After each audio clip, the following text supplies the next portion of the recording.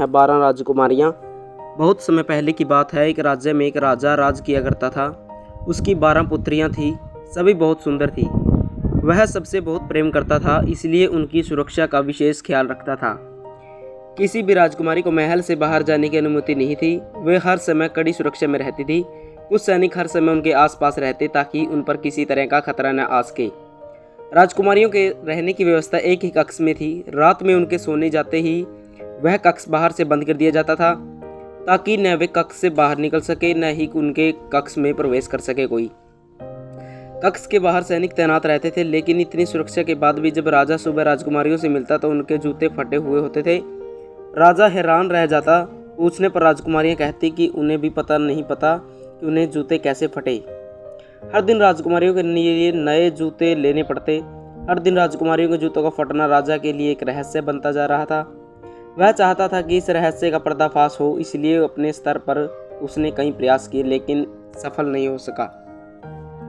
अंत में उसने राज्य में यह घोषणा करवा दी कि जो व्यक्ति 3 दिनों में राजकुमारियों के जूते फटने के कारण का पता लगेगा, उसका विवाह उसकी मनपसंद राजकुमारी से करवा दिया जाएगा। साथ ही उसे राजा का उत्तराधिकारी भी घोषित कर दिया जाएगा, लेकिन इस कार्य में असफल रहने पर उसका सिर धड़ से अलग कर दिया जाएगा। यह घोषणा पड़ोसी राज्यों तक भी पहुंची और पड़ोसी राज्यों के राजकुमारी इस रहस्य का पता लगाने के राज्य के पास आने लगे। राजा उन्हें राजकुमारियों के कक्ष के साथ वाले कक्ष में ठहराता ताकि उन्हें निगरानी करने में कोई असुविधा न हो। लेकिन रात होते ही राजकुमार गहरी नींद में सो जाते और सुबह होने पर देखते कि राजकुमारी के जूते फटे हुए हैं। कई राजकुमारों को रहस्य का पता न लगा पाने के कारण उन अपने प्राण देने पड़े। अब राजकुमार भी अपने प्राणों के अभ्यास से इस तरह से रहस्य का पता लगाने में हिचकिचाने लगा। राजा निराश हो गया। उसे लगने लगा कि अब यह रहस्य सदा रहस्य ही बना रहेगा। उस राज्य के गांव में एक गरीब युवक रहता था। एक दिन जब उसने राजा की घोषणा सुनी तो वह राजकुमारी से विवाह के सपने देखने लगा।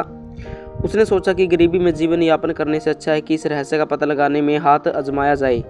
सफल रहा तो राजकुमारी से विवाह के साथ साथ राज्य का उत्तराधिकारी भी बन जाएगा, अन्यथा इस गरीबी के जीवन से तो मृत्यु ही भली। अगले दिन उसने एक पोटली में कुछ रोटियां बांध ली और पैदल ही राजमहल की ओर निकल पड़ा। बिना रुके वह चलता जा रहा था। शाम तक उसे किसी भी हालत में राजमहल पहुंचना था। चलते चलते दोपहर हो गई और उसे भूख लग गई। वह थक भी चुका था, इसलिए एक पेड़ के नीचे भोजन करने और सुस्ताने के लिए बैठ गया। लेकिन जैसे ही उसने खाने के लिए पोटली खोली, एक बूढ़ी औरत वहां आ गई और उसने उससे खाना मांगा। युवक भूख से बेहाल था, लेकिन दयावश उसने अपनी सारी रोटियां उस बूढ़ी औरत को दे दी। रोटियां खाकर वह औरत तृप्त हो गई और उसने युवक को ढेर सारा आशीर्वाद दिया। पूछने पर युवक ने उसे बताया कि वह राज्य की 12 राजकुमारियों के जूते फटने के रहस्य का पता लगाने जा रहा है। तब बूढ़ी औरत ने उसे एक टोपी दी और बोली, बेटा, ये कोई साधारण टोपी नहीं है, ये एक जादुई टोपी है। इसे तुम जब भी पहनोगे अदृश्य हो जाओगे। हो सकता है ये तुम्हारे काम आए। और हाँ, मेरी एक ये बात याद रखना, यदि राजकुमारियां तुम्हें कुछ भी खाने पीने को दे तो उसे मत खाना। टोपी लेकर युवक ने बूढ़ी औरत से विदा ली और महल की ओर चल पड़ा। शाम होते ही तक वह महल पहुंच गया। महल के द्वारपाल द्वारा उसे राजा के समक्ष ले जाया गया। उसने राजा को अपने आने का प्रयोजन बताया तो राजा के राजकुमारियों के कक्ष के निकट एक कक्ष में उसके रहने की व्यवस्था कर दी। रात में युवक अपने कक्ष में बैठा हुआ था कि सबसे बड़ी राजकुमारी शरबत लेकर उसके पास आई और उसे देते हुए बोली, मैं ये शरबत भेंट कर अपना महल में स्वागत करती हूँ। आपने ऐसा शरबत पहले कभी नहीं पिया होगा। इतनी सुंदर राजकुमारी को देख युवक कुछ भी कह भी नहीं पाया और बूढ़ी औरत द्वारा दी गई चेतावनी भूल गया। शरबत का गिलास हाथ में लेकर वह उसे एक बार में ही घटक गया। राजकुमारी मुस्कुराते हुए चली गई। राजकुमारी के जाते ही शरबत ने अपना असर दिखाया और युवक नींद के आगोश में समाने लगा।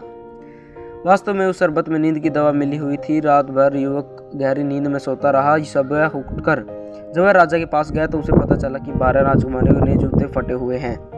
राजा ने उसे चेताया कि अब उसने पास मात्र 2 दिन का समय शेष है। इन 2 दिनों में यदि उसने राजकुमारियों के जूते फटने का रहस्य पता नहीं लगाया तो उसका सिर धड़ से अलग कर दिया जाएगा। युवक को अपनी गलती का एहसास था। उसने तय किया कि वह आज की पूरी रात जागेगा और बूढ़ी औरत दी गई जादुई टोपी पहनकर राजकुमारियों के कक्ष में जाकर निगरानी करेगा। रात हुई तो सबसे छोटी राजकुमारी शरबत लेकर युवक के पास आई। सारी राजकुमारियों में वह सबसे सुंदर थी। उसने जब शरबत का गिलास आगे बढ़ाया तो युवक फिर बूढ़ी औरत की चेतावनी भूल गया। उस रात भी शरबत पीकर वह गहरी नींद सो गया। सुबह उठने पर उसे फिर से अपनी गलती का एहसास हुआ। राजा ने उसे बुलाकर अंतिम चेतावनी दे दी कि इस रात रहस्य का पता न लगा पाने पर वह अगली सुबह अपने प्राण गंवा देगा। अब युवक के सामने करो या मरो की स्थिति थी। उसे उस रात हर हाल में जागना था और राजकुमारियों के जूते फटने का रहस्य पता लगाना था। रात में फिर से छोटी राजकुमारी शरबत लेकर उसके पास आई, लेकिन इस बार वह सावधान था। उसने शरबत का गिलास ले तो लिया, लेकिन पिया नहीं। राजकुमारी के जाने के बाद उसने शरबत खिड़की से बाहर फेंक दिया। शरबत न पीने के कारण इस बार उसे नींद नहीं आई। देर रात वह बूढ़ी औरत की दी हुई जादुई टोपी पहनकर 12 राजकुमारियों के कमरे में चला गया। जादुई टोपी के कारण वह अदृश्य था, कोई उसे देख नहीं पा रहा था, लेकिन वह सब कुछ देख रहा था। उसने देखा कि सभी राजकुमारी सुंदर वस्त्र और नए जूते पहनकर सज धज कर तैयार हैं। युवक ये देखकर हैरान था। उसे समझ नहीं आ रहा था कि रात के इस पहर राजकुमारियां इतनी तैयार क्यों हैं। तभी सबसे बड़ी राजकुमारी सबसे छोटी राजकुमारी से बोली, जाओ जाकर पता तो करो कि वह युवक सोया है या नहीं। छोटी राजकुमारी युवक के कक्ष की ओर की दीवार पर कान लगाकर खड़ी हो गई और उसने उसके खर्राटे सुनने की कोशिश करने लगी। युवक समझ गया कि उसे खर्राटे की आवाज़ निकालनी होगी ताकि राजकुमारियां उसकी ओर से निश्चित हो जाएं। वह अदृश्य अवस्था में दीवार के पास जाकर खर्राटे की आवाज़ निकालने लगा, जिससे छोटी राजकुमारी को लगा कि वह सो गया है। उसने सारी राजकुमारियों को ये खबर दे दी कि फिर सबसे बड़ी राजकुमारी ने 12 बिस्तरों में से एक बिस्तर खिसकाया और 3 बार ताली बजाई। ताली बजाते ही वहाँ की जमीन एक और खिसक गई। वह एक गुप्त मार्ग था जहाँ नीचे की ओर सीढ़ियाँ बनी हुई थी। सभी राजकुमारियां एक एक कर उस गुप्त मार्ग में बनी सीढ़ियों से नीचे उतरने लगी। युवक भी उनके पीछे हो लिया। सीढ़ियां खत्म होने पर एक घना जंगल पड़ा। उस जंगल में लगे पेड़ों की डालियां सुनहरी थी। युवक ने एक सुनहरी डाली तोड़कर अपने पास रख ली। जंगल पार कर राजकुमारी एक झील के किनारे पहुंची, जहां 12 नावों में 12 राजकुमार उनका इंतजार कर रहे थे। सभी राजकुमारियां एक एक नाव में बैठ गई। युवक सबसे छोटी राजकुमारी की नाव में बैठा। नाव में बैठकर राजकुमारियां नदी पार करने लगी। छोटी राजकुमारी को अपनी नाव कुछ भारी प्रतीत हो रही थी, होती भी क्यों ना। युवक उसमें बैठा हुआ था। उसने पास ही एक दूसरी नाव में बैठी अपनी बहरी बहन को ये बताया तो वह हंसने लगी और बोली, लगता है आज वह नींद में है। फिर छोटी राजकुमारी कुछ न बोली। कुछ ही देर में नाव नदी पार पहुंच गई। सभी राजकुमारियां राजकुमारों के साथ नाव से उतरी और आगे बढ़ने लगी। कुछ ही दूर रोशनी से जगमगाता हुआ एक शानदार महल था। उस महल में संगीत गूंज रही थी। राजकुमारी महल के अंदर चली गई। युवक भी पीछे पीछे महल में चला गया। वहां उसने देखा कि कई युवक और युवतियां एक साथ नृत्य कर रहे हैं। राजकुमारियां भी राजकुमारों के साथ नृत्य करने लगी। युवक को अब 12 राजकुमारियों के जूते फटने का कारण समझ आ चुका था। वह एक किनारे पर खड़ा होकर सबको नृत्य करने देखने लगा। थोड़ी देर बाद उसे भूख लगने लगी। उसने देखा कि उस कक्ष के एक किनारे पर रखी मेज पर ढेर सारे पकवान सजे हुए हैं। उसने एक मिठाई उठाई और अपने मुंह में डाली।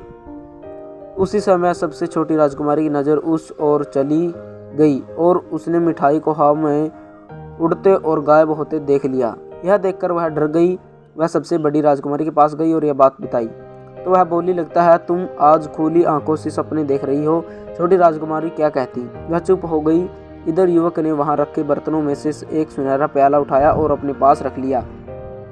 राजकुमारी रात भर नृत्य करती रही। फिर सुबह होने पर महल से निकलकर नाव में बैठकर नदी पार कर जंगल से होते हुए सीढ़ियां चढ़कर गुप्त द्वार से अपने शयन कक्ष में आ गई। युवक भी उनके पीछे पीछे वापस आ गया। कुछ ही देर में राजा का बुलावा आ गया। जब वह दरबार पहुंचा तो 12 राजकुमारियां भी वहां उपस्थित थी। उनके जूते फटे हुए थे। राजा ने युवक से पूछा, क्या तुम राजकुमारी के जूते फटने का रहस्य पता लगा पाए?